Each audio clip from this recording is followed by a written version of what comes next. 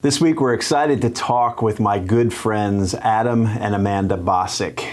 You know, entrepreneurship is scary. It's tough.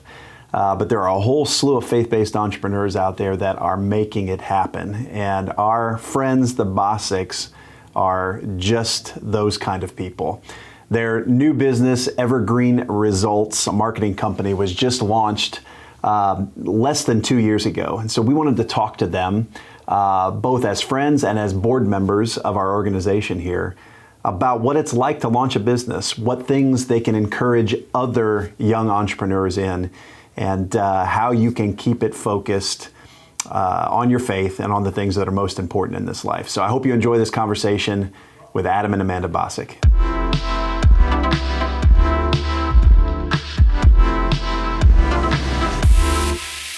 Well, guys, we're here today with some of my dearest friends, some people that I've known for years, part of ministries we've been involved in over the years, but I consider them dear friends. Adam is now one of our esteemed board members at Community Reinvestment Foundation.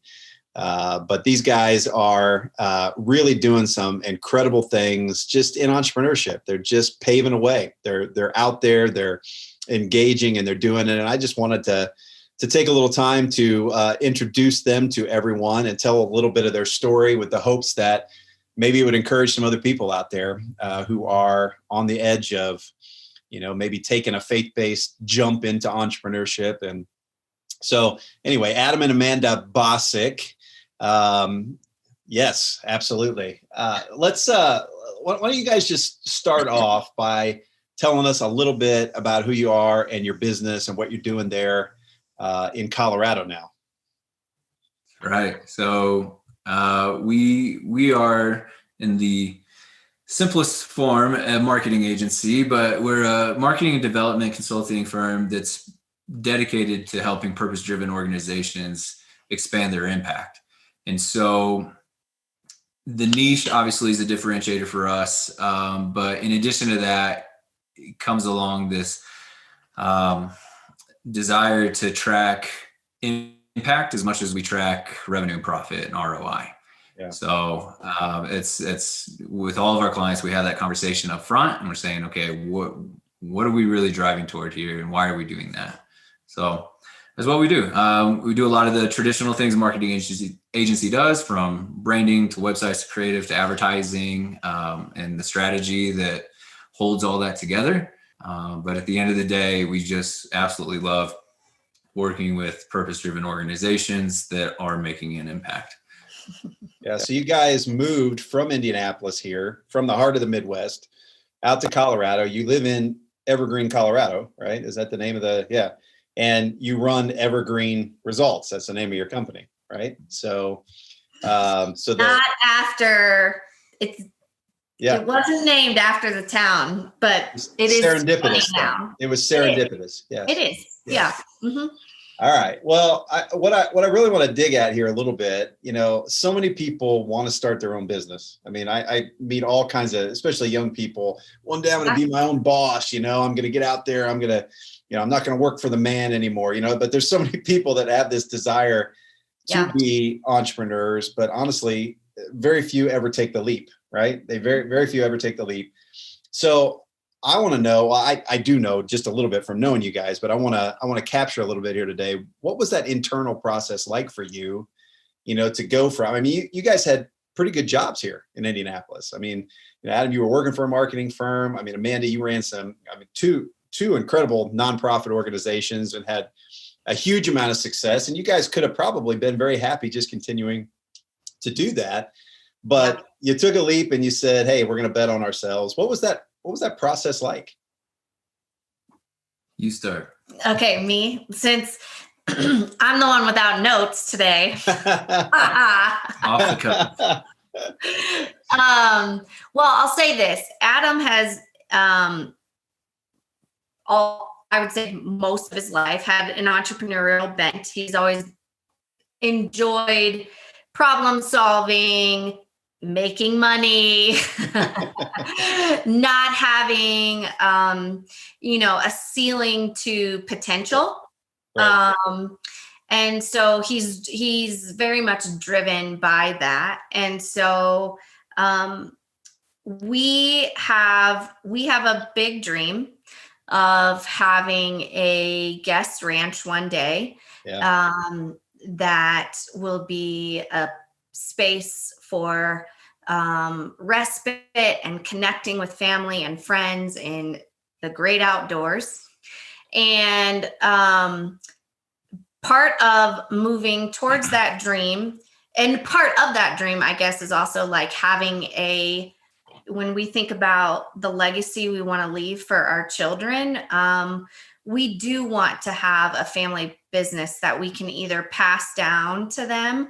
And if they don't want it, that's fine. But we want to have that option. Yeah. We want to have the option of having a family business that we can hand down to our kids.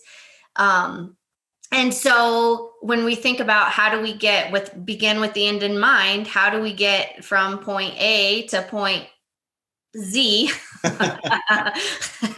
What's point B, C, D? And so part of that is, having our own business where we can scale it and we can multiply our impact. Like our impact can be greater when we're equipping other organizations to expand their impact. Yeah. It's not limited to just where the organizations that we were leading. Because you are right. Like we would definitely have been very fulfilled and happy in what we were doing and where we were at. But for us, we just knew in order to get to reach our goals and honestly, what we feel like God has called us to, because that's a big part of it too, 100%. Is we need to step out and do something on our own. Like doing that multiplies what we can do. Yeah. That's how I would answer that. Yeah. And like she said, I've had a natural bend that way since I was a boy. And I think whether my parents meant to do it or not, we grew up on the lower end of middle class. And so when I wanted something, the answer was normally no. And so the solution to that was figure it out myself. Figure it out. Yeah. In a lot of our goals in life, I don't mean I just collectively our goals, money can be a barrier, right? And so at the ripe age of 7, 8 years old, I figured out if I cut grass, I can make money and buy the Game Boy I wanted, right? So you start to make that connection early on. And you didn't want a Game Boy. That is, I saved it. That was my first major purchase. $49. Took me 5 weeks. 5 weeks of cutting grass to save that. So it's $10 job. So I bought a Game Boy, and that plants that seed of like, okay, if I do this, then this reward happens. Did you sell that Game Boy for more money later? I don't know what happened. Probably, yeah. That would be a a very Adam Bocik thing. That would be an Adam Bocik thing to do. Yeah, maybe, but I figured out I actually didn't like video games that much. It came with Zelda. Yeah. Oh yeah. Never bought another game. Like I never beat the game. I played it. It wasn't for me. So whatever. Oh gosh. At least my parents weren't out $50. I mean, right? So, anyway, so that was a early on seed, and then through high school and stuff, I had various jobs and stuff on my own. But I think really the pivot point for me specifically, and then I think that kind of transferred to Amanda was in my last employee role, I was in a management consulting firm, and I worked with a lot of family-held businesses, and I saw the impact of multi-generational business. Yeah. And I saw the opportunity it presented for that second, third, and sometimes fourth generation. And I just we had, before that kind of epiphany, we had already said, these are the kind of opportunities we want to leave for our kids and our grandkids and that kind of thing.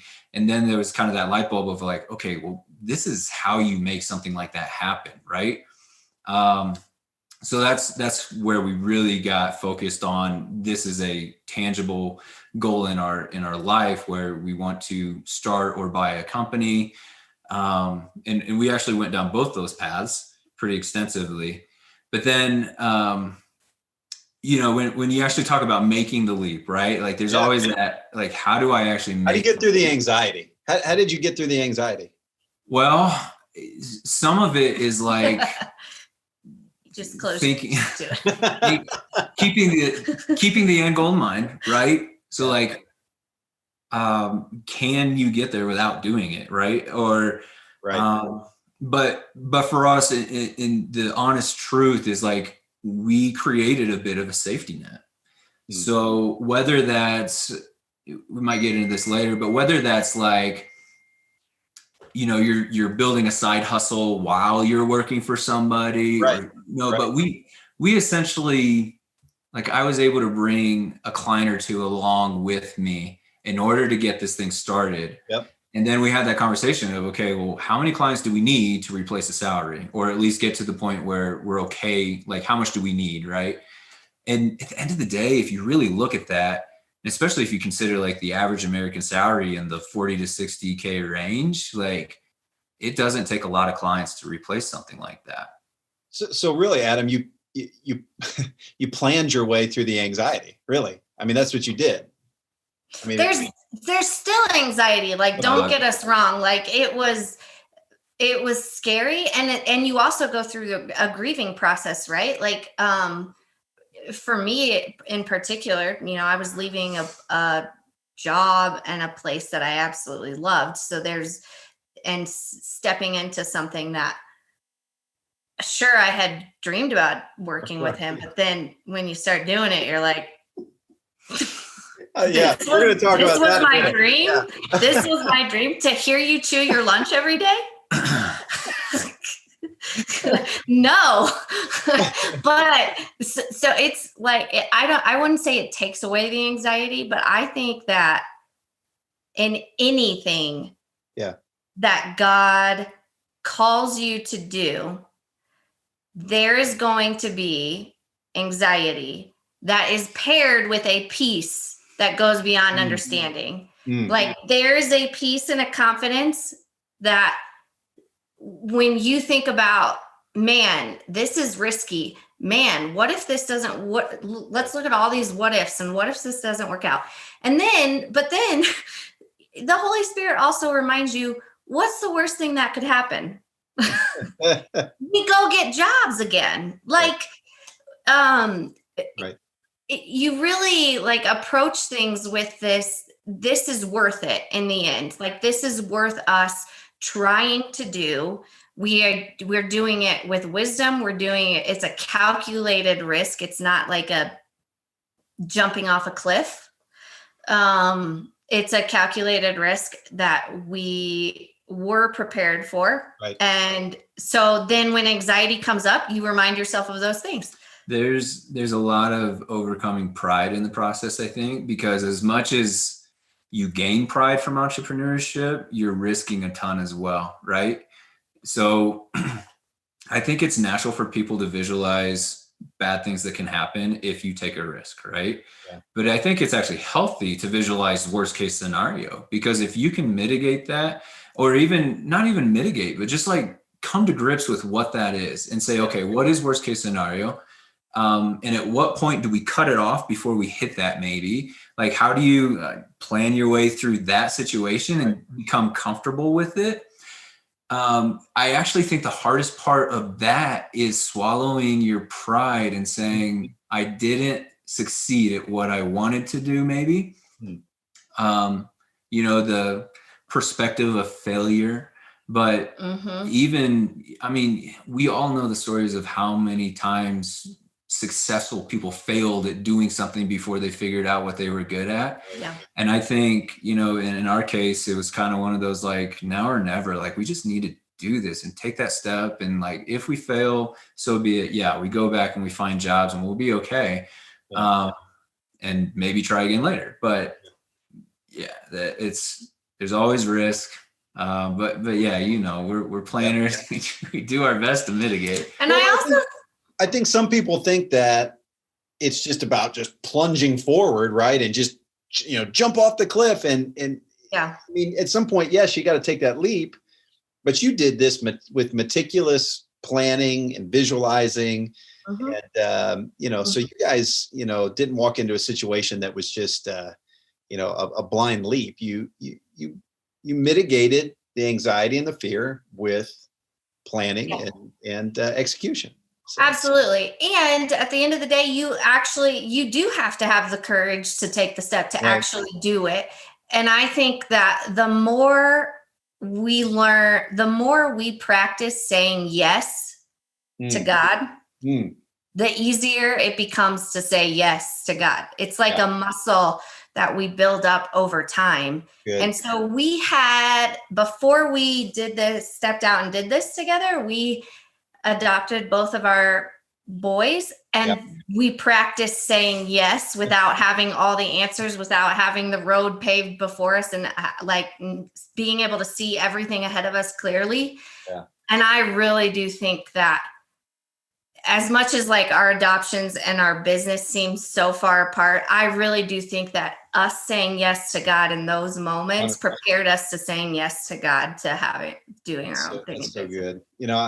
I want to pivot here because I know you guys you don't lead. I mean, Evergreen Results is not, promoted as a Christian business, but I know your faith drives so much of what you guys do. So, I mean, we talk a lot about, faith and work here, faith and entrepreneurship. I mean, how does your faith, because you guys grew up both deeply rooted in your faith. I mean, how does your faith impact the work you do every day? I would say it's, do you want me to start? Yeah. Okay. Jump in.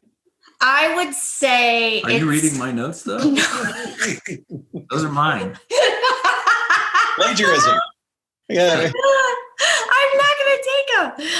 I did see like that name, and I thought, oh, I should bring that in, but I won't. I'll save that for you.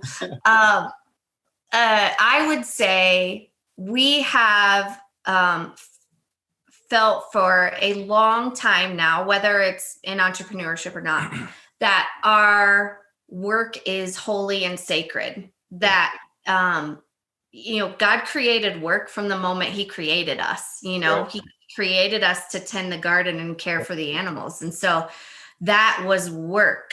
Yep.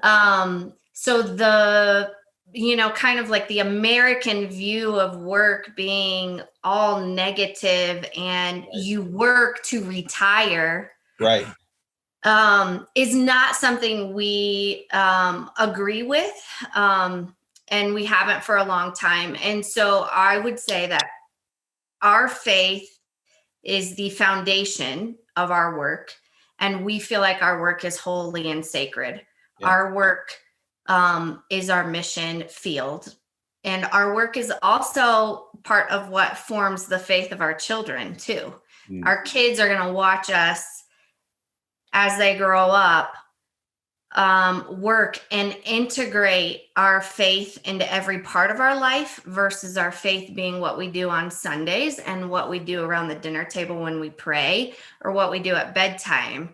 Like, we want our kids to see our faith happening 24/7, like we pray during the workday, and we consult the Bible and our spiritual mentors when we need to make decisions. Like, our faith is fully integrated into our life, and not just it's here. It's it's like, it's not sprinkled. Yeah. It's a part of who we are. Amanda, I think you said something really powerful there. I mean, I think just if you don't have the base definition from a faith standpoint of what work is and what it's all about, then you just wander off into meaninglessness so quickly, right? I mean, to understand, I mean, you said it, that God placed man in the garden to work it and keep it. I mean, that's what Scripture says in Genesis 2, right? Yeah. And so I think understanding that the work we put our hands to every day is part of God's ongoing work in the world.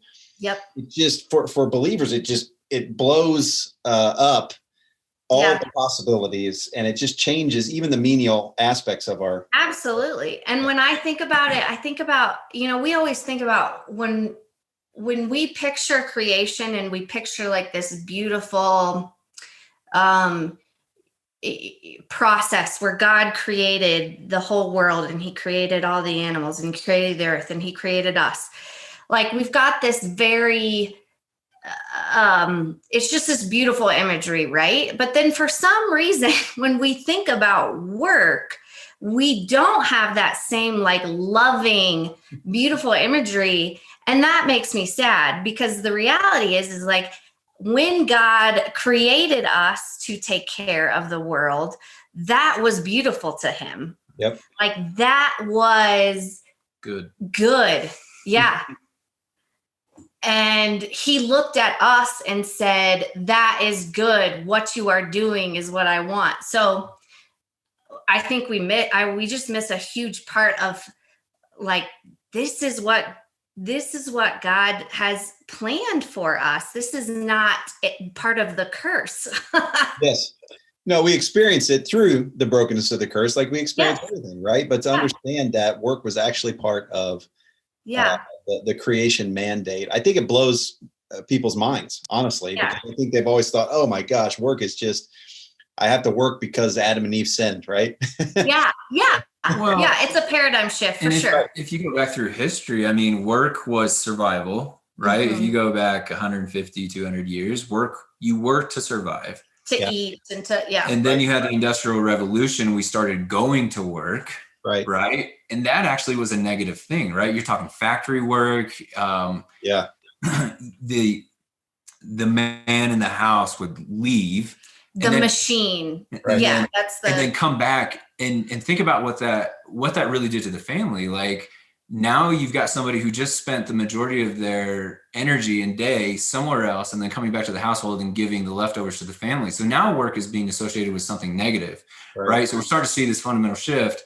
And then, it just progresses from there, right? And Amanda said it, like, the faith is absolutely foundational to what we do, and our views, and that work is sacred and mandated, expression of worship even potentially. But, fundamentally in what we do, it's about serving and loving people well. And like, I mean, how does that not line up with the basic principles of Christianity and our faith? Yeah, I mean, when it comes to worship, Lord knows he is not as happy with when I sing as when I serve people. He finds pleasure in it. He likes it. But you should. We all have our gifts, Amanda. We all have our gifts. So we both like this Rabbi Daniel Lapin, and he talks about it. He says he talks a lot about, work is about glorifying God and serving people well. And he talks about money, because money, like, okay, why do we work? Well, we work because we need money to live, and let's go back to the survival principle. Right. But at the end of the day, that money, Rabbi Daniel Lapin calls them tokens of appreciation, right? Yeah. You did a good job, I'm going to give you a few tokens of appreciation. So we like that view on it. If you do a really good job, you get more, and the corresponding factor there. So I love that. We just feel our business is one of the best ways to express our faith to others, because it is an opportunity to serve people really well. And that's part of that's a cultural thing in our company and with our team members. We're all very much aligned around that, and over delivering, and especially because a lot of our clients even are aligned with us in that vision, right? Because they're purpose driven, they're trying to have an impact on the world. And so they get that. And so that just makes us want to work all the harder to make sure they're successful as well. It also plays into our drive for excellence, though, too, because we don't want to be the kind of Christians that the world looks at creating like shoddy Christian movies, Christian music, this is a subpar category. We don't want that.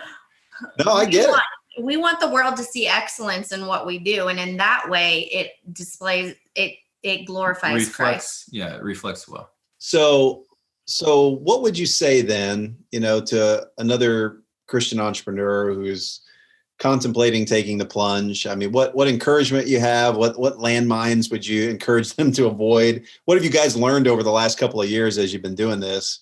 What would you say to encourage or warn, I guess, an incoming entrepreneur? I don't think God calls all of us to it. Yeah. It's trendy. It's fun, fun. Yeah. Last year was not fun. I tell you. Yeah. But at the end of the day, if it is something that's like on your heart, or you're driving toward that, one of the things that we hear from other entrepreneurs as well is like, I wish I had done it sooner. Right. So there's almost this juxtaposition. When you're early in life, let's say in our 20s, right? We finish college, where we get out, we get a job, that kind of thing. We look at that time and you're like, well, liabilities are really low. Right. The impact of failure is much less. So like, do it then, right? At the same time, there's a massive knowledge gap, right? So, and when we talk about like safety net, like we did this a little bit further along. Like we've had some other entrepreneurial journeys earlier, but like this is the one that stuck, right? So we did this in our early 30s. We had two very young children. We chose to move halfway across the country as well, which you don't have to introduce that aspect. But, we gained a lot. You mentioned the jobs we had previously, and we would not be here if we had not done that part of the journey. Right. But that made that jumping off point that much scarier because of all the liability. We owned houses, the family we were with in the same state with our families, like there was a lot to consider and potentially more to lose. Right. But I think there's a happy medium in there. I think we could have done it sooner, but this is all, you just trust God's timing on all this. Yeah. I mentioned side hustles earlier. I think side hustles are a great way. I think if you're entrepreneurial, you got to be a hard worker. That quote of like, an entrepreneur is the only person that gives up a 40-hour job to, or what, something about that, to work 90 hours or so, it's like for themselves. Anyway, everybody's like, oh, being my own boss would be awesome, right? And then the responsibility that you carry with that, right? I mean, absolutely. We don't think that part through. Yeah. Being your own boss should be the hardest boss you've ever had. Fair enough. Should be. But yeah, I think side hustles are a great way to step into entrepreneurship. Maintain your current job, like, get to 75% of your income on a side hustle before you make a leap, kind of thing. Like that's how you mitigate risk. In our world, I can design websites on the side. I can do graphic design on the side, stuff like that. This is evening work or weekend work, that kind of thing. Mm-hmm. Not everything's that way, of course, but I also do think that buying a business is a great way to go for a lot of people. Starting something from nothing is very different from carrying something forward. No doubt. And a lot of times it's much smarter, and frankly, easier to buy a business. Yeah, you take on the debt load, but if you buy the right business, that's okay. It'll work. So I think that's a better option for a lot of people. Good advice, Adam. That's really great practical advice. Yeah. It is. Let me get a little emotional and psychological. Yeah, please do. Because that's how this works. One more practical. That's why we love you. Find a mentor or a coach along the way. That's the other. That's probably the most practical advice. Find somebody who's where you want to be or has already done it, and get them to help you along. Yeah. I would say really take time to think about and understand what your why is in life. Why do you want to do what you want to do? Mm-hmm. And think about, is entrepreneurship the best way to make that? I would love to see more people stepping out into entrepreneurship. I think there is, when you think about the ripple effect of entrepreneurship, it's powerful. You are, you're employing and helping take care of other families. The products or the services that you provide are helping other people. You are paying more in taxes. Therefore, we're supporting our economy in multiple ways. Right. Multiple ways. I mean, it really is just really powerful to think about the ripple effect of that when you step out to do that. And when you think about it that way too, with much comes much, right? So with much responsibility comes much responsibility. So take the time to know your why, plan, make it a wise, calculated step, but still find the courage to do it. You're never going to have like all your ducks in a row, and you're never going to have like the clear path, that's like illuminated and you can see every step of the way, because none of us saw 2020. Right. Even though that means perfect. I hope we never see it again. But the other side of that is because of the planning that was taken, right, and the goals that were set, as difficult as 2020 was, and as much as we could have never anticipated it, we had the foundation of understanding, who do we go to for advice, and what do we do now, and building resilience and all those foundational things you need in a crisis. Yeah. So, I think that's part of the way God helps get you through things too, is like approach the time that you're in your life right now as a period of preparation, whether you are meant to step out right now and take that step, or you're going to step out and take that step in the future. Consider what you're doing right now as preparation for that, and treat that with stewardship and responsibility. Don't waste whatever time you are in your life. Like, don't waste that time for your future. Like, what you do now makes a difference for later. I thought it might just be a fun aside here. I mean, not a lot of entrepreneurs are husbands and wives. I mean, how has that process been, in partnering up in that way? I mean, you guys, how long have you guys been married now? 14 years. 14 years. Yeah. So, I mean, has this drawn you closer? What's the journey? I mean, we get to make out every day.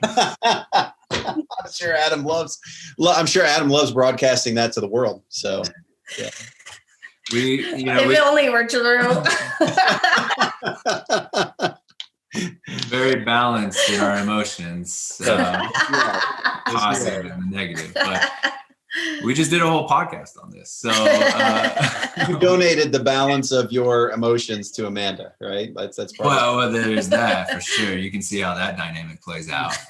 But no, it's I think Amanda was more satisfied in her work previously than I was. I had this drive to get back out on my own.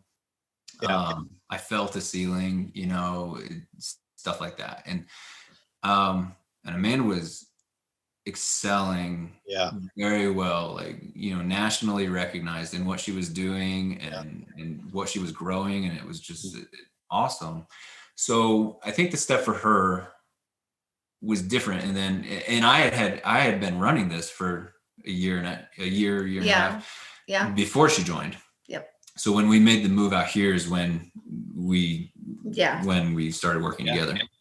All that said, very early in our marriage, year one, we, in setting goals and whatnot, like working together was a goal we had. And family business was a conversation we had previously as well.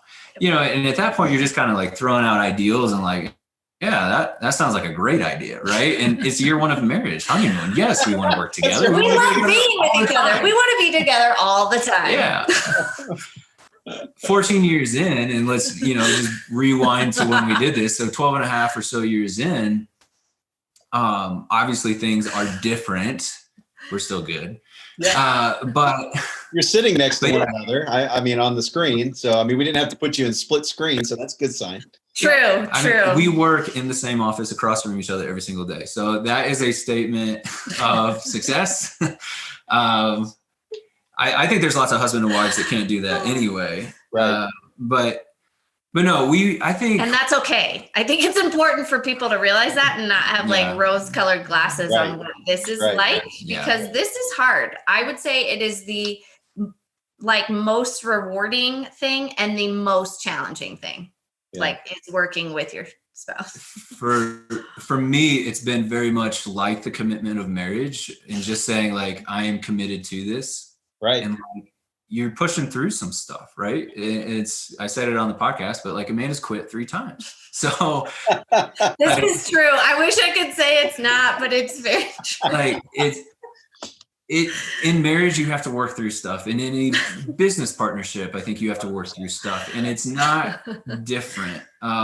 There's obviously differences in that we don't leave at night, right? Like we're still together in the evenings and in the mornings, and we have 2 kids together. So there's that aspect of things, but it's brought an interesting and rewarding dynamic to the relationship that I think is just, it's almost, I would describe it like when you go from being a husband to being a father and there's this increased capacity for love, right? Yeah.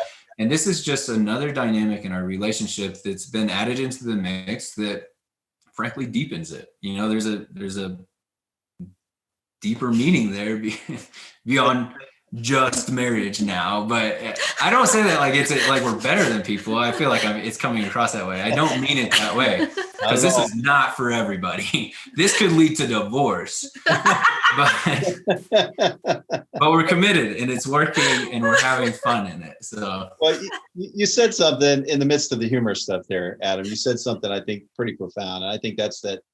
You know, really all the beautiful things in life they start with commitment.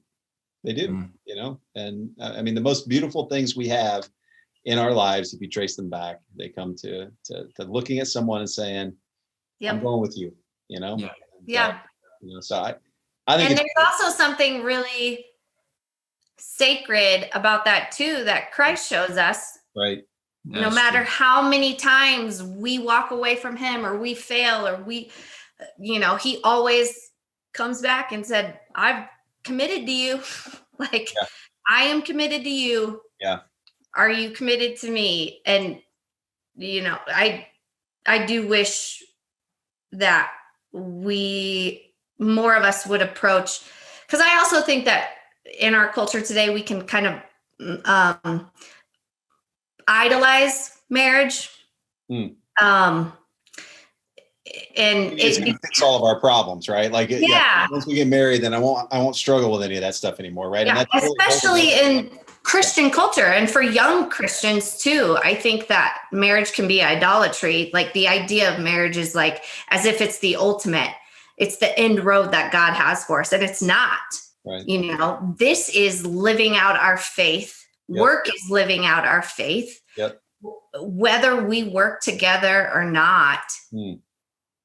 We should approach what we're doing with a commitment. And that's not to say that you should be like always committed to the job that you're in, but you should be committed to glorifying God in whatever job you're in. You know, you should be committed to doing that. So yeah, I think it's the best thing and the hardest thing. I think it's beautiful, guys. I want to talk about 2 things. We'll wrap up here. I want to talk about 2 things specifically. You mentioned it, the first one earlier. You mentioned this dream for a ranch that you guys have, and I think it's awesome. I mean, because I want to come out and visit it. But I mean, tell us just what that vision is, or what you're comfortable sharing. Yeah, you want to start? You want me to start? Sure. So. I'm probably the better one because I didn't start down this path, and this is not your everyday dream, right? So, I grew up, you know, suburban, and I have since found a fondness for an appreciation for the equine industry and horses and that kind of thing. And she and I, that's what Amanda did, right? I mean, that's what she right. Yeah. So in a nonprofit capacity, Amanda was leading some organizations that used horses to work with kids with special needs. And that was a big demographic. It was broader than that, but amazing work and really discovered an appreciation for their capacity to help us as well. It's similar, the thing that people could probably relate to the most would be like your dog, right? So like, why do people have pets and why do people have dogs? And it's the loyalty and the companionship and the unbiased, unconditional love, I ask myself that all the time. Why do people have dogs? Trust me. Right. So, I won't get into horse talk because people just tune out on that stuff. But I will go so far to say, like, our dream is to one day have a guest ranch out here in Colorado. Like this is a planned thing and a research, and looking at all the Rockies and the East Coast and California, like we chose Colorado on purpose. So our dream is to have a guest ranch in Colorado. It takes a lot of money to do that. And so that's part of the reason we have a company right now. That's the vehicle to get there one day.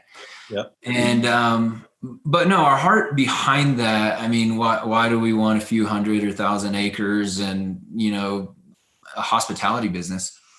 Number one is a legacy part, right? So for the family, land is a good legacy. There's just a little investor tip for you, but land is a good legacy in general.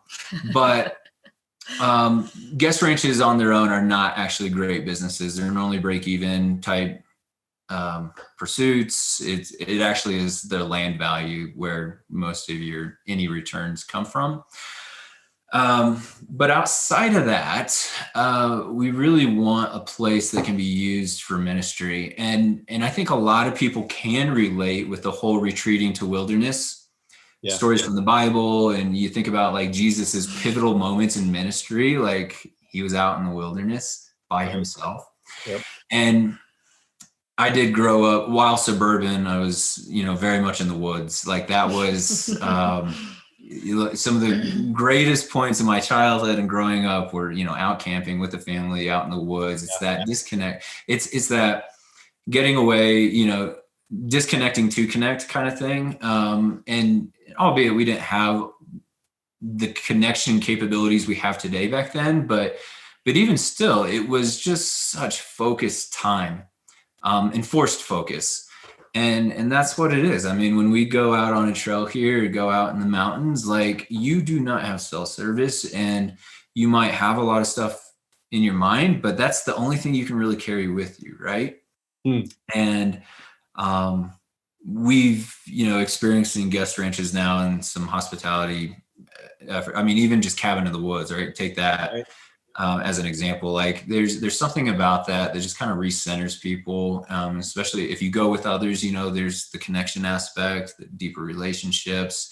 And then of course the spiritual aspect. I feel like for me, and we've heard this over and over, for a lot of people, like getting out into nature and experiencing whatever capacity that is, whether it's the beach or the mountains or in the woods, like that can be deeply spiritual for people. Yeah. The solitude, the quiet. So for all those reasons, that's kind of our heart behind it. And I'll let Amanda go a little bit more into like some of the ideas we may want to do with it, but I always said I was never an outdoorsy guy. And then I realized it's because I grew up in Indiana. I mean, if I live where you guys, I see your pictures on Facebook and all that. I'm like, I would always be outside if I lived there, So. Well, there's some like these are personal things, but like I love. You can go to the top of a 14,000 foot mountain, and it makes you feel so small. Right. I love that feeling because it's you get caught up in everyday life and like. Everything matters. Like it's all on me and whatever. And then you get out in that space and you've got these 360 views of the world and you're like, I am nothing. I do not matter. I could disappear tomorrow and the world would keep going. And these mountains would still be here and God's plan would still continue. And I think it's I am nothing, but I am something. Yeah. You know what I mean? Like he cares I know exactly about every hair on my head, but I am nothing. Like, look at this. I just like the perspective it offers. It's fantastic. It's a check. Even as entrepreneurs, that's a good thing, So. And that's one of the reasons that is also having been served in wonderful hospitality environments, from guest ranches to cruises, where you get this taste of what it is like what an incredible experience is for service. Right. That is a powerful thing to be able to provide someone, to serve someone, to provide them with a space for rest and peace and a place to disconnect. And that is also what we see Jesus doing all the time. Mm-hmm. He was with, he went out. He was with, he went out. He was with, he went out. He did that over and over and over again. And so to provide a space for people to have those moments, to connect with their family outside of the craziness, for entrepreneurs and business owners to have a moment to recoup and work through, you just go in day out with, owning a business. Like, take some time to take a breath and think about things. If I can assure you, like, if you were to have that experience, like when you're served well, when you disconnect and you're doing something completely out of the norm, you have the equation for a lifelong memory and the opportunity for you to be impacted in some way. Mm-hmm. And so that's really the foundational, that's the core opportunity, like, that we see in doing something like that. And a lot of these, like, so to kind of bring this full circle, Eric, you mentioned us moving out here and stuff. So we said, we want to be in the right place at the right time when God opens that door. Yep. And frankly, we just wanted to be out here so that hopefully we recognize that when it happens. Start building relationships, right? I mean, we're going to do all this stuff we should be doing as well, but we started building relationships with some of these owners and managers of ranches here in the state and up into Montana and Wyoming. And it's actually really interesting to hear a lot of their stories, because many of them do have a faith background and the impact that they see. And especially it's a little bit of a trickle down philosophy, but you've got some of these ranches that are like swanky. I mean, like, these are expensive. That's the one I want to come to. I want to come. Yeah, exactly. And it's really interesting to hear the kind of impact those places can make on very influential people, that are making decisions that affect millions of people. Wow. And so when we talk about, in our core business right now, expanding impact, we actually see this guest ranch being an evolution of that long term. So I think it's awesome, guys. And I'm excited to watch it unfold when the time is right. And when I come out and visit, I just want to know, I'm going to date myself here, but the old Billy Crystal movie, City Slickers, is what I always think of when they, the three friends come out and they stay at the ranch and then they drive cattle like across, hundreds of miles. Are you going to have a cattle driving feature? We would love for that to be one of the features, but it doesn't have to be like, you don't have to do it. But so it could be like Curly. Curly was the scary cowboy on there that everyone was intimidated of. Yeah. Right. Hey, I'll try that, but he would like light a match out of his face. Right. Mostly it's a like 2 times a year thing, right? You do a cattle drive from the winter pasture to spring pasture and spring pasture to winter pasture. So yeah, most of the ranches out here, if they offer that, it's kind of a certain week on each end of the season. I'm probably not going to do a cattle drive, but it's a nice thing to dream. Never say never, Eric. Never say never. True. Well, hey, one last thing before we wrap up here. Pitch the podcast here. Tell me about the podcast and what you guys are doing with that. Yeah, that's Amanda's baby. Right. Well, so we have a podcast called Built for Impact, and the whole premise behind it and reason for it is, again, along with this theme of creating impact. But I talk with entrepreneurs, founders, leaders in companies and organizations that are not just working for a profit, but working to make a difference. Yeah. And we talk about their journeys that they've had. I mean, the goal is to inspire other leaders. Most of the time when we're walking through something hard, when we're walking through a pandemic, when we see or hear other people going through it and getting through it, yeah, we are encouraged and realize that we can get through it too. So how do we find it? How do we find Built for Impact? Is it just Let Built me for search. Is it, Go to builtforimpact.com. builtforimpact.com. All right. I wanted to make sure it wasn't .org, but it is .com. So. But we're also on all the podcast platforms, so you can also find it on Stitcher and Apple. Any of those. Yeah. Awesome. Well, guys, thank you. You are a blessing to me personally and professionally.